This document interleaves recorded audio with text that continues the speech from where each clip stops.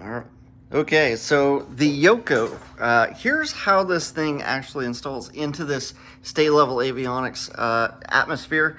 So there's actually a bracket down here with two clamps, so you can clamp it to the bottom of here.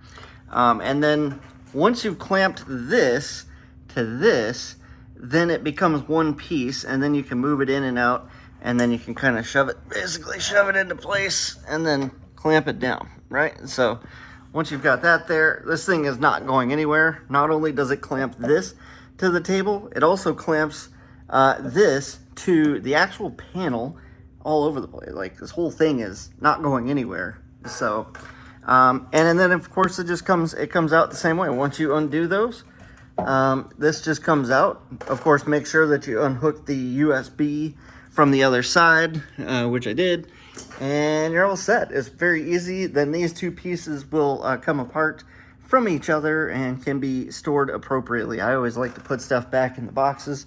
So I've got all the boxes for the Yoko and everything right here for packing this up, moving, and then putting back together at another location. So that's how that works. Gonna miss you, Yoko. All right.